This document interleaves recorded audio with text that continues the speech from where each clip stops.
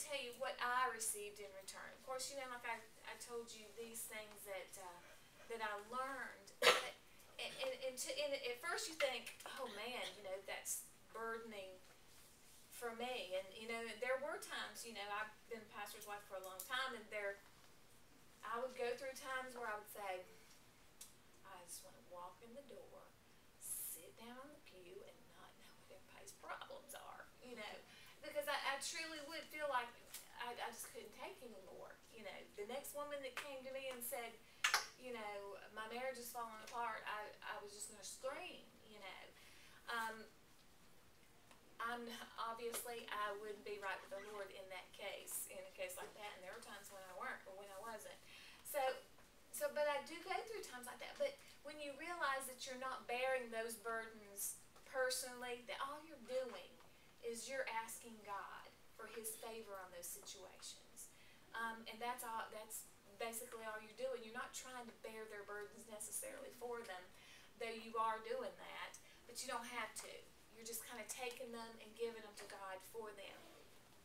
But what I got in return was just so amazing. Now, let me read some of these messages that I got. In return, I got people who started praying for me who never were before. This is one message. Thank you for your prayers. I will continue to keep you and your family in mind too. Just know that I have prayed for you more since you've been praying for this person than I did before, which is her son. I always pray for you all, but now it is more personal and more often. God knows how to use these things to get things done. Thank you so much. Another one, thank you so much. We have been going through a lot and appreciate so much your prayers. I pray for you and your family that God will bless you for caring. And then can't tell you how much it means to me that know you're faithfully praying for us. I'm praying for you too. Then one lady says, I put your name on a sticky note on my computer with a commitment to pray for you each day from 4:25 to 5 something. That's a long prayer. But anyway, so anyway, she said, but anyway, she said that I put that note there to remind me to pray for you. And I've not seen this lady in many, many years. And then this one was the one that really got to me. This is a girl that I've not heard from in years, and she's a pastor's wife, and they moved and they live a way off now. But she sent me this message back, and this is a little bit lengthy, but this truly made me cry when I got this. But she says, our church family was challenged last Sunday morning by a man in our church that preached for Dave that day. Oops, I didn't say that name. But anyway, this is not that personal. She said to pray for you, to pray for our pastor and our family.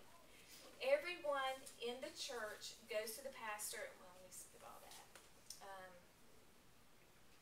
The pastor and his family are the very ones in the church that Satan would like to attack. If he can destroy the leader of the flock or his family, then the whole church will suffer.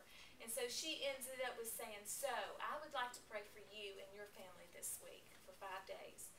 As my former pastor and pastor's wife, I want to lift you up in prayer that the Lord will build a hedge of protection around you to withstand whatever the devil tries to send your way. Maybe your church could be challenged to do the same. Email me back if there's anything specific that you need prayer about. You do so much for others. I want to be a friend that you can call on when you need someone. I will keep it confidential. I'm sure you probably have others you can confide in, but if you ever feel led to have me pray for you about something, please let me know. And I just was almost crying when I read that you know, that she was going to commit to do that for me out of this whole situation. And it just, I got all these messages back saying, this has reminded me to pray for you too. And so what a benefit that I got. I mean, I got so much in return out of giving.